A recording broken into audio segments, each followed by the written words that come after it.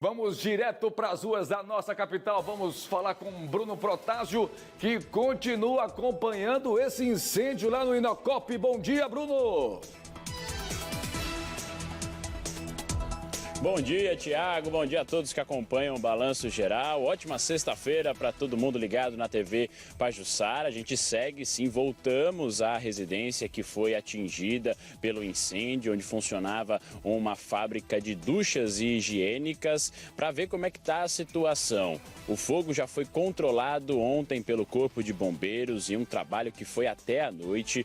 O trabalho começou às 7 da manhã. À noite, as equipes ainda estavam aqui contendo os focos dentro da casa e hoje ainda deve ser realizada a perícia do Corpo de Bombeiros. É o próximo passo para também as análises sobre o que poderia ter causado o incêndio iniciado às chamas, e a gente segue acompanhando todo esse caso e por isso estamos aqui novamente no conjunto Inocop. Tiago. Você viu ontem, primeiro aqui no Balanço Geral, tá? De forma exclusiva, ao vivo, a única emissora que estava ao vivo do incêndio que devastou uma casa no Inocop. Um telespectador nos enviou o vídeo do incêndio e a nossa equipe foi a primeira a chegar lá naquela região. Você viu tudo isso aqui ontem, como eu disse. Até ontem à noite, os bombeiros ainda não trabalhavam, ainda trabalhavam no rescaldo. Nós vamos voltar ao vivo para exatamente esta região onde aconteceu o incêndio com Bruno Protásio. A fumaça continua, né, Protásio? Vamos trazer a atualização desse caso a partir de agora. Mais uma vez, bom dia para você. Bom dia mais uma vez, Tiago. A gente vai mostrar a situação agora da residência e daqui onde nós estamos, que é o ponto de entrada desta casa, que fica na Rua G do conjunto Inocop, no bairro Cidade Universitária, a gente ainda observa um pouco de fumaça saindo de dentro da residência. Como você pontuou, o Corpo de Bombeiros ficou até a noite trabalhando e aqui a casa ficou com todas as marcas da fumaça, que foi muito intensa durante praticamente todo o dia. O incêndio teria começado por volta das 6h40 da manhã e se estendido basicamente até a noite, com alguns focos ainda no interior da residência, e está dessa maneira agora a casa, com muitas marcas. As paredes estão pretas em alguns pontos, principalmente aqui do nosso lado esquerdo, e isso foi causado pelo incêndio, que foi de grandes proporções, e aqui no local muitos bombeiros, dezenas de militares trabalharam durante todo o dia para conter estes focos. Neste momento não há presença mais dos bombeiros aqui na região e, segundo foi informado a nossa equipe de reportagem ontem à noite, até por um militar aqui que estava trabalhando desde o início da manhã, o trabalho agora deve ser da perícia do próprio bombeiro para que seja também identificada a causa do que teria provocado as chamas inicialmente. A principal suspeita até o momento, pelas informações dos moradores, pelas informações do encarregado que estava dentro da casa no momento em que o incêndio começou, é que pode ter sido um curto-circuito, só que isso ainda será investigado.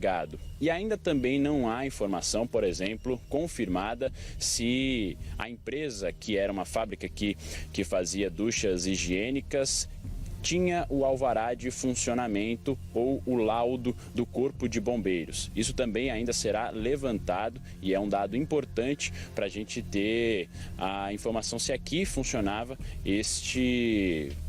esta empresa, esta fábrica, com toda a documentação necessária. E agora também o Corpo de Bombeiros deve retornar ainda hoje para fazer o levantamento dessa região, já que o combate foi bem difícil, porque existia dentro da residência muito material inflamável, ou seja, o fogo, apesar de ter sido combatido em alguns pontos, ele poderia retornar se não houvesse a resfriação do local de maneira correta, porque aqui dentro da residência tinham materiais como borracha, papelão, mangueiras, informações dos dos bombeiros e também dos funcionários que trabalhavam nesta fábrica, sendo assim materiais inflamáveis. E por isso as chamas também se alastraram com muita velocidade. A gente pôde observar do outro lado da casa que elas chegaram a quase 5 metros de altura. Então foi um incêndio de grandes proporções e que dificultou bastante a ação do Corpo de Bombeiros, que ficou trabalhando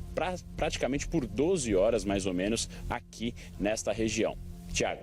Ô Protásio, no final da manhã de ontem, tinha chegado a informação que outras casas também tinham sido atingidas pelo próprio incêndio. Isso se confirmou de fato pelo Corpo de Bombeiros? Sim, segundo os bombeiros, a casa que fica ao lado esquerdo desta residência, já o muro que fica dividindo as duas casas foi atingido e ele foi rachado.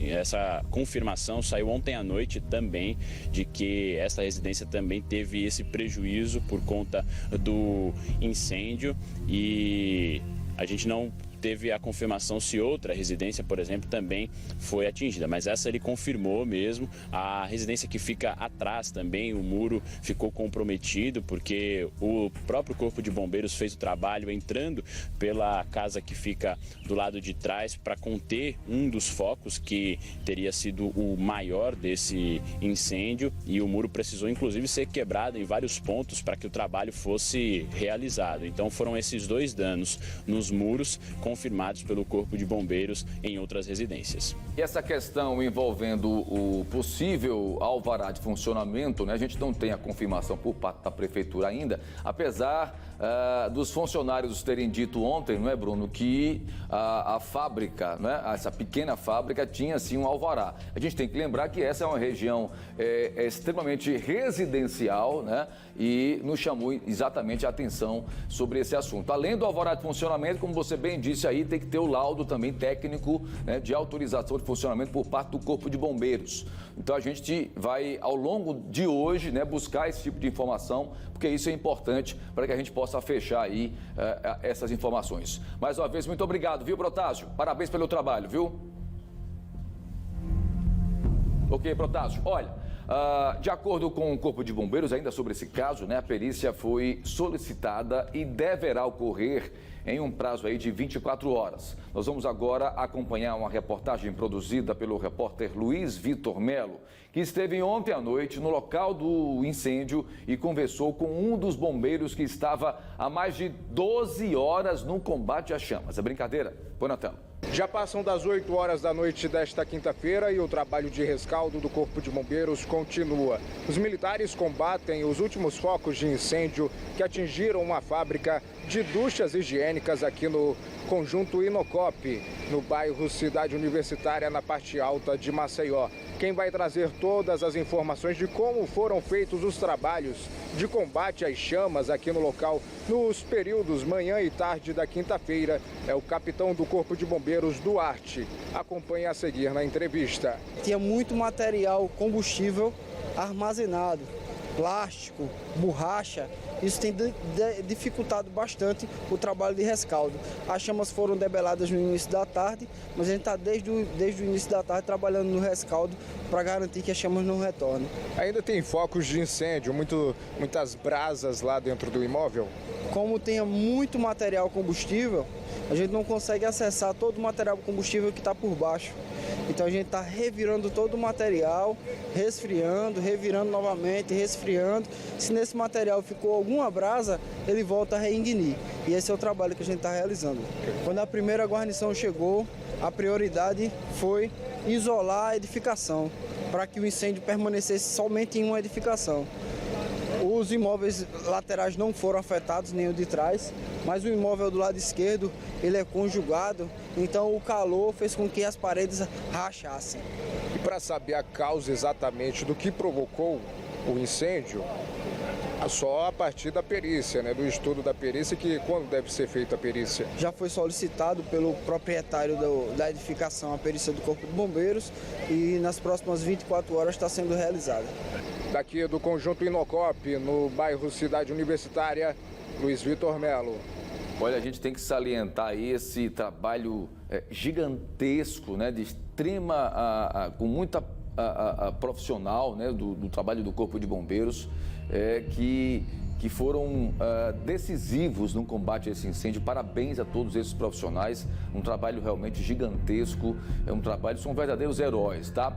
Olha, como nós dissemos, o nosso repórter Bruno Protásio foi o primeiro repórter a chegar no local do incêndio e você acompanhou tudo ao vivo e com exclusividade aqui no Balanço Geral. Ele ouviu os moradores da casa, que também funcionava como fábrica. Veja só.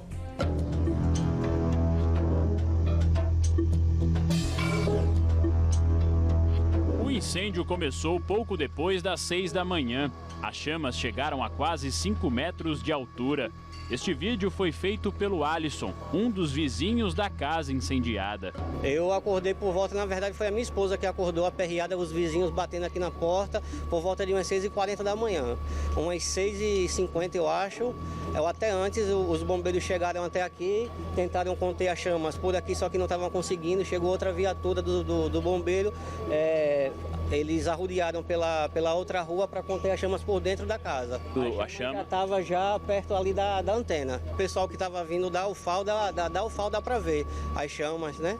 O fogo ficou concentrado próximo a outros imóveis do conjunto, como este que fica na parte de trás da residência atingida pelo incêndio. Ele chegou basicamente à altura daqueles 2 militares que trabalham com jatos d'água para conter o incêndio. O muro precisou ter uma parte quebrada para que este serviço fosse realizado. E também a fumaça se alastrou pelo local, atingindo outras casas que ficam ao lado da residência.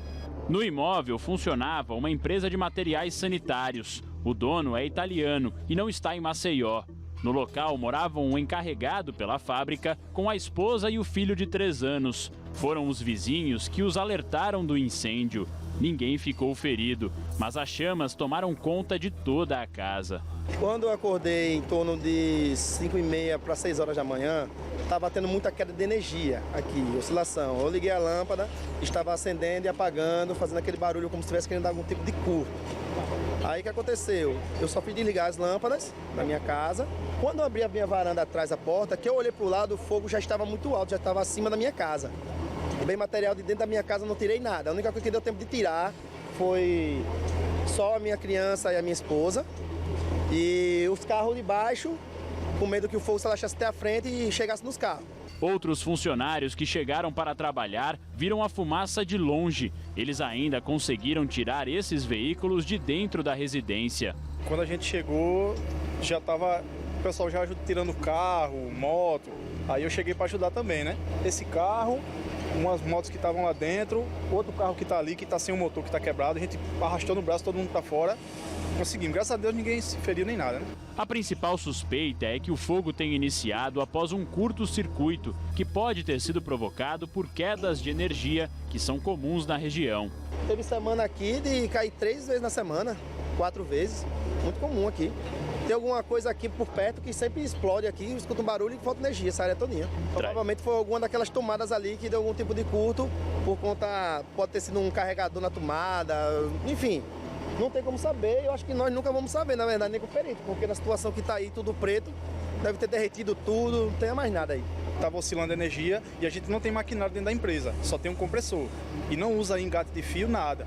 Tudo certinho nas tomadas e aconteceu isso, né? Provavelmente foi isso, né? Queda de energia, porque eu trabalho aqui há mais de 7 anos, nunca ocorreu isso, né? A queda de energia aqui é frequente? Frequente. Todo mundo reclama isso. Se você perguntar para qualquer vizinho aí, é direto.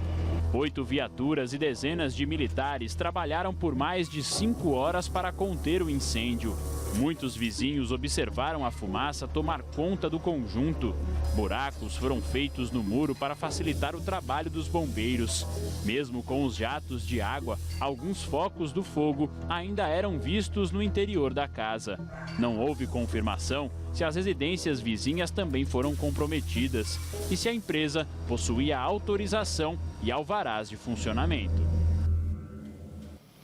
Tá aí, portanto, essa bela matéria produzida, né, pelo Bruno Protásio. Parabéns a todos os envolvidos, a edição, enfim, mais uma vez o PESCOM mostrando aí que age de forma profissional, trazendo a notícia rápida, em cima do lance, para você ficar sempre muito bem informado, viu? Olha, a Equatorial Energia Alagoas informou que não identificou registro de falta de energia ou até mesmo de oscilação de energia nesta semana naquela região.